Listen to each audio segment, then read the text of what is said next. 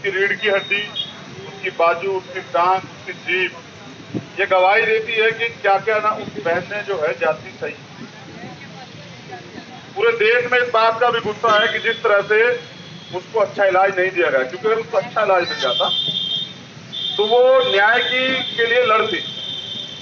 वो 14 दिन तक जिला अस्पताल में मौत से लड़ती रही। 27 तारीख को हम लोग वहां गए, 22 तारीख को हिमांशु जी वहां गए। मैं बिहार था, हिमांशु जी ने मुझे बताया कि भैया जाती हुई है, आपको आना पड़ेगा। मैं बिहार का काम छोड़ के यूपी आया। 27 तारीख को हम गए, मैंने उसकी हालत देखी तो मुझे आइडिया लगा कि प्रशासन और सरकार के लोग मिलकर ज्यादती कर रहे हैं। मैंने कहा कि उसको हायर सेंटर रेफर किया। हमने एम्स की मांग की, लेकिन उसको सफदरजंग ले जाया गया और वहां भी डॉक्टरों ने अच्छा व्यवहार जो है पीड़ित परिवार के साथ और पीड़िता के साथ नहीं कहा। ये बिल्कुल सत्य है, मैं वो बता रहा हूं अपने परिवार को जो हुआ, समझ रहे, जो वास्तविकता में हुआ। पीड़ित परिवार को हॉस्पिटल से बाहर निकाल दिया जाता है ये कह के कि इसको एडमिट किसने कहा है, किया है, यहाँ किसकी मर्जी से हुई है। तो मैं जहां तक मानता हूं कि उसका बेहतर इलाज नहीं हुआ, इसलिए मैंने सुबह ही, रात में जब मुझे पता लगा तो मैं रात में 11:30 गए। ये बात तुम्हें अभी आगे मेरी बात में समझ आ जाएगी। सफदरजंग से डेड बॉडी को परिवार को नहीं दिखाया गया, क्यों? आखिर ऐसा क्या कारण? बिना परिवार की सहमति के उस बच्ची के शव को गांव ले जाया गया। परिवार वहां था, शव को गांव के बाहर ले जाके खड़ा कर दिया गया। पीड़ित परिवार को जबरन उठा के पुलिस गाड़ी में घेर लेते ले जाने के लिए। मैं और हिमांशु भाग के गाड़ी पकड़ लेते हैं कि हम अकेले नहीं जाने देंगे।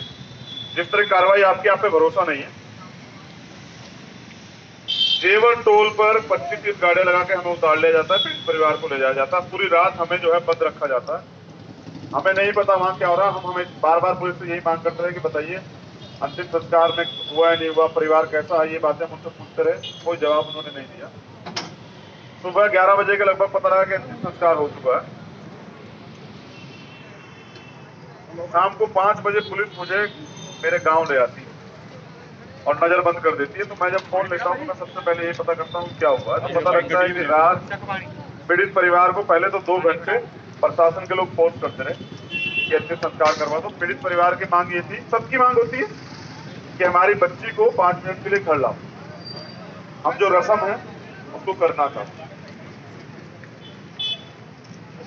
हम चाहते हैं कि इसका अंतिम संस्कार सुबह में हो।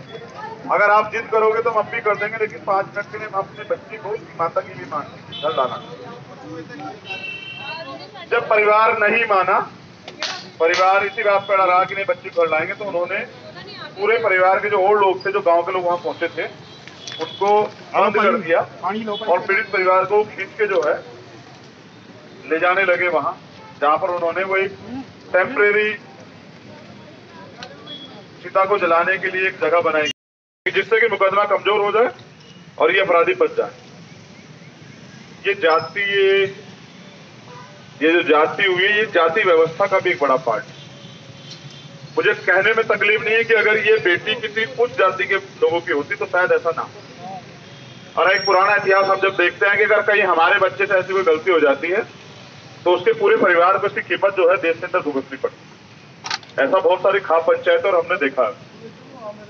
तो आज की समय की मांग ये है कि सरकार अपनी तरफ से सब कुछ कर रही है, लेकिन जिस तरह से पूरे देश में आंदोलन खड़ा हुआ, हमारे लोगों ने पूरी मजबूती से आवाज उठाई है, तो सरकार पर दबाव।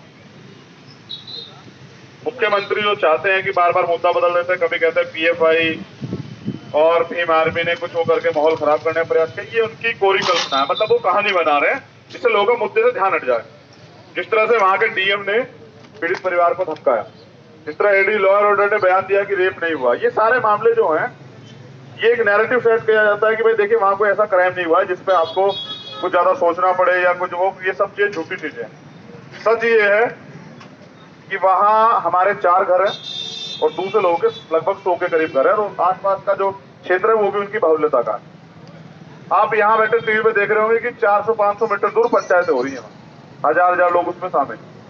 मैंने ये मांग उठाई वहां जाके कि पीड़ित परिवार को सुरक्षा दी जाए, क्योंकि ये जो भीड़ इकट्ठा हो रही है ना, ये कब हमारे घर की तरफ पड़ जाएगी और हम पे सिर्फ अखबार की सुर्खियां बच जाएंगी, हमारे परिवार के लोग थे एक भीड़ ने आके यहाँ ये कर दिया, भीड़ को कभी सजा नहीं देता है कानून, समझ रहे?